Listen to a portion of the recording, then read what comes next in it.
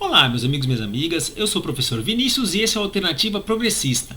No vídeo de hoje nós vamos tratar de um assunto que vem tomando as manchetes dos principais jornais do mundo, que é o conflito entre o grupo extremista Hamas e o Estado de Israel. É um assunto complexo e, como todo assunto complexo, não existem soluções simples para resolvê-lo.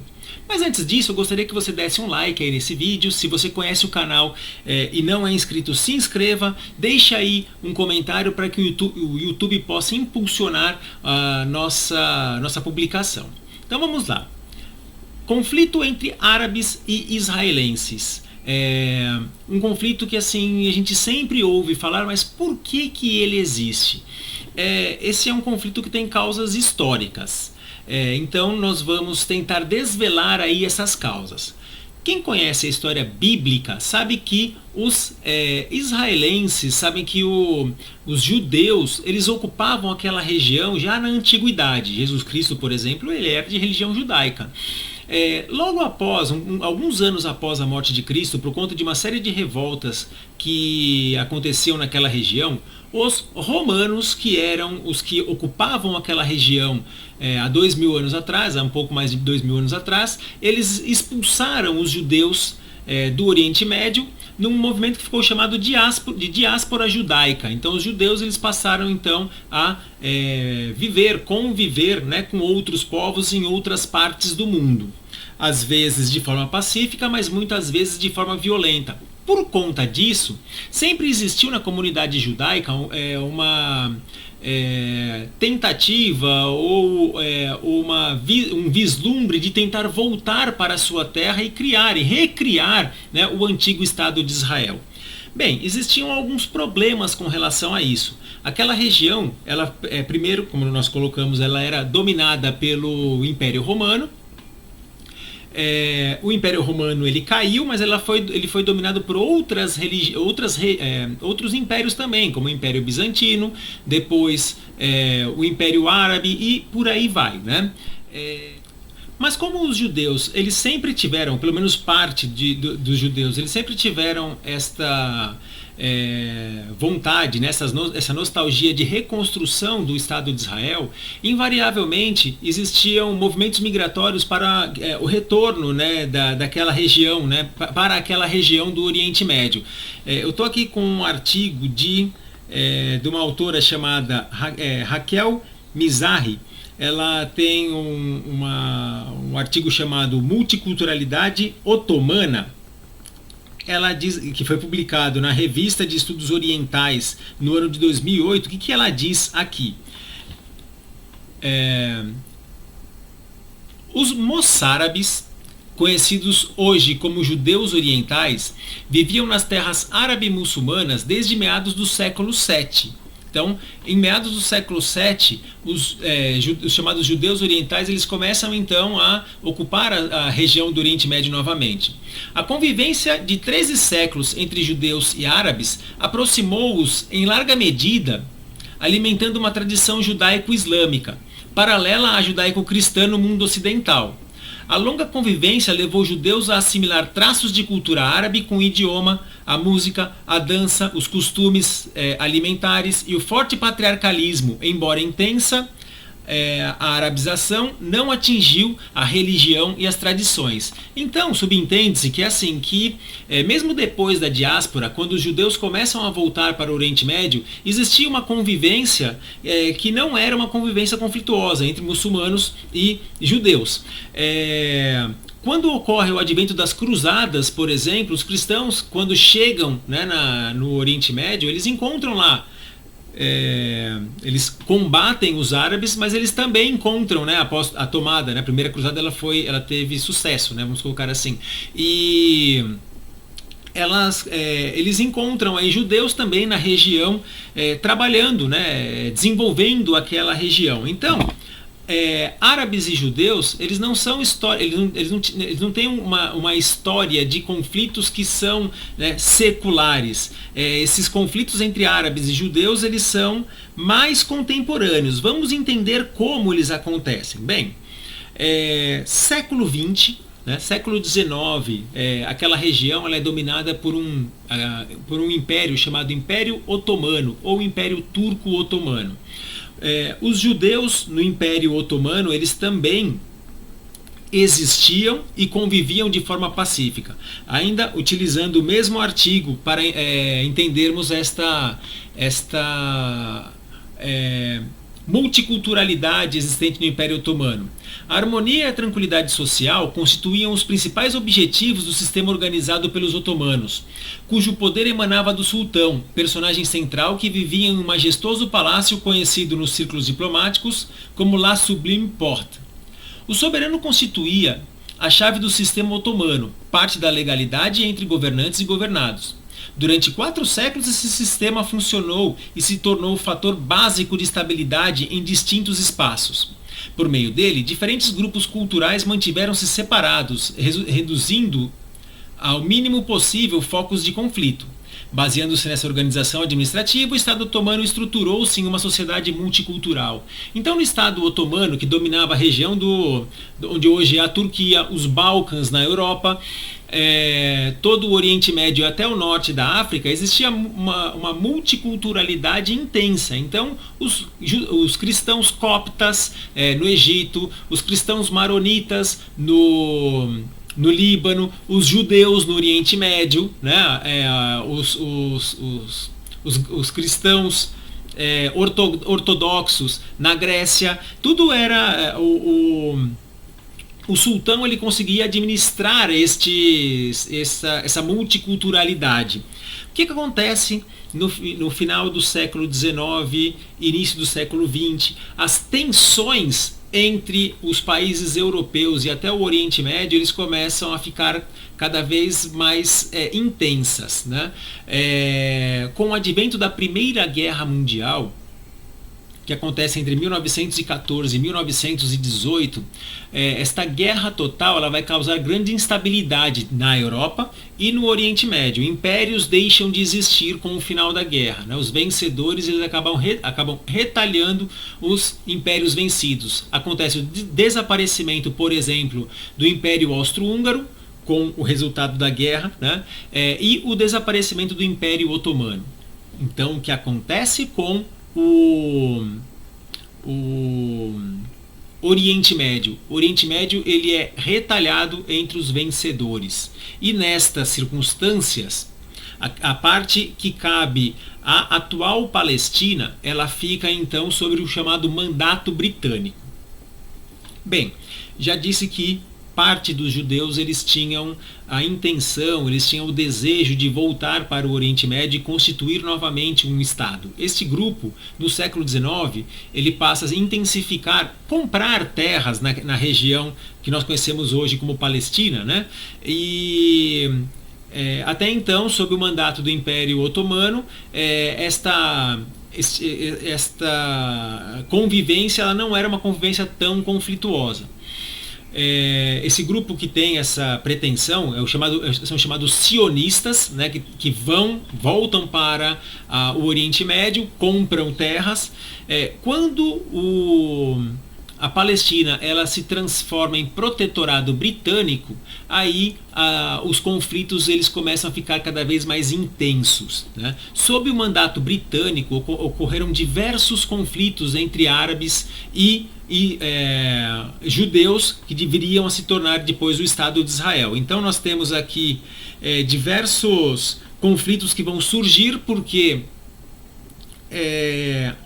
há uma ideia de que os britânicos eles estão de certa forma facilitando a criação de um Estado para os judeus.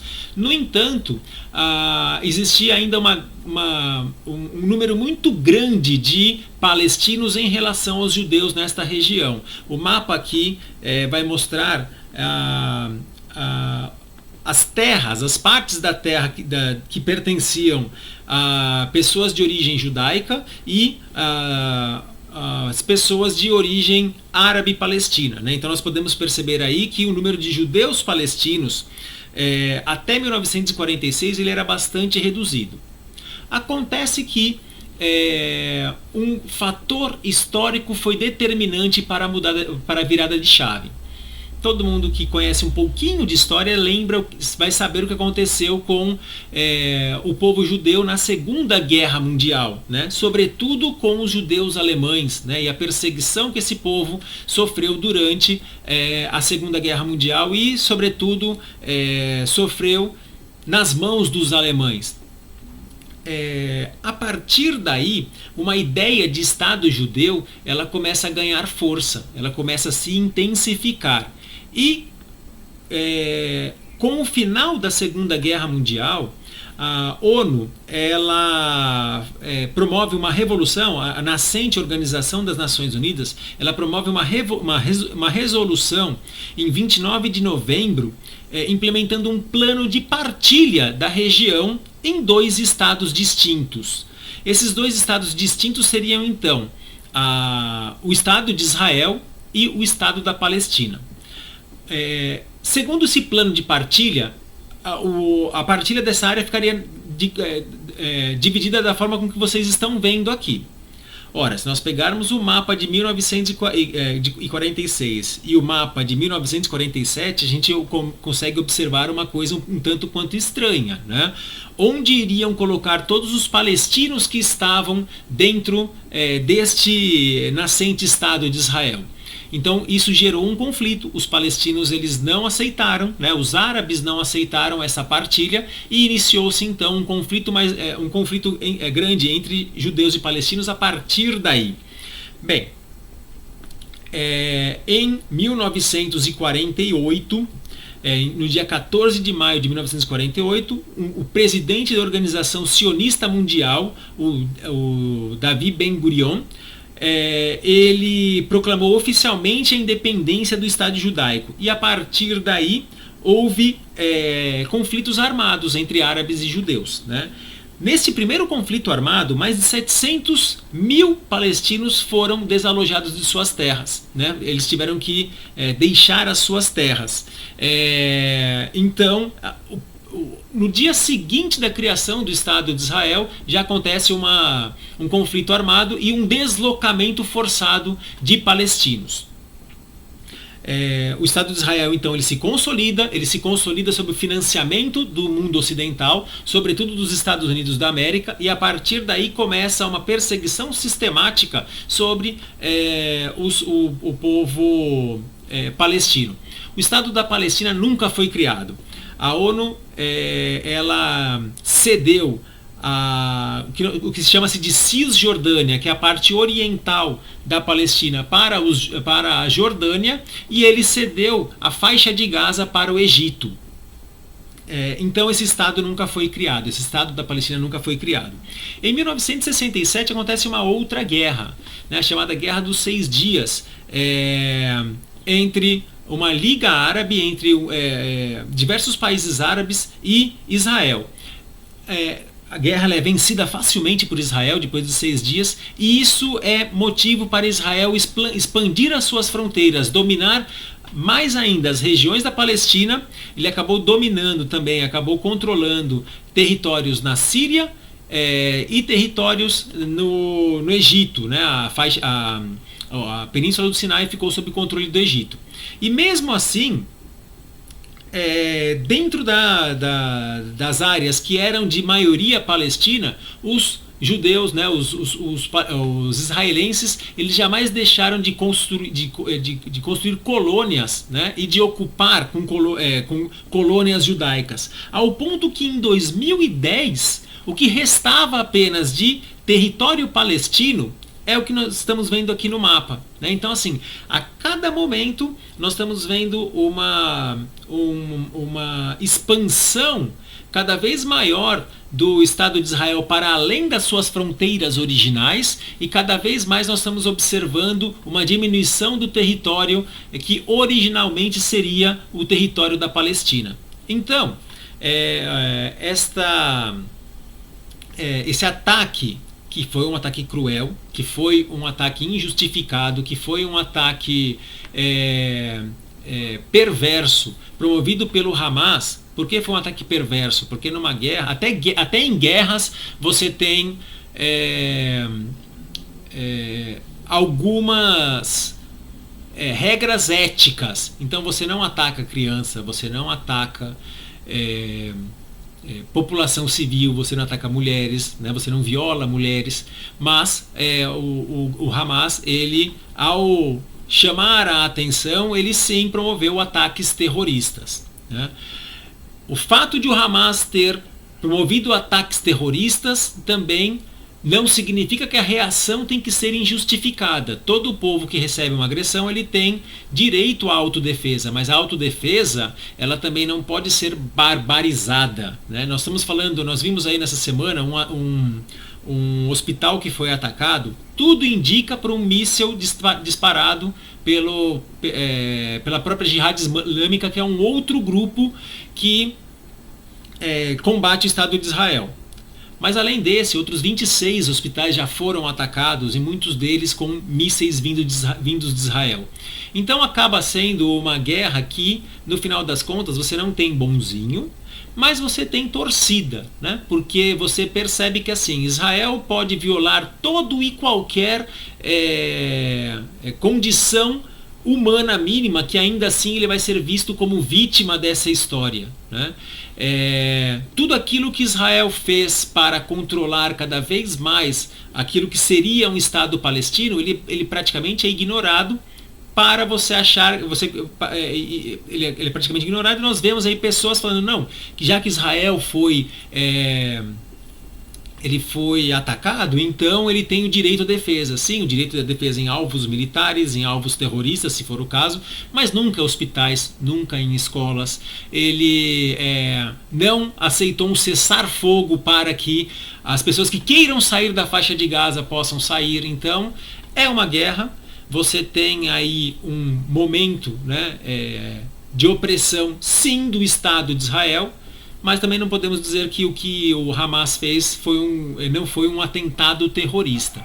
Então, como eu falei bem no começo do vídeo, é um conflito que ele é complexo, né? Ele tem as suas razões de existir, e ele não tem não dá para a gente pensar neste conflito, na resolução deste conflito, com ideias simples, né? Com ideias simplórias, porque ele tem as suas causas complexas, e enquanto aquele que mais abusou não ceder, é um conflito que não vai ter fim, não vai ter, não dá para vislumbrar um final feliz em curto prazo.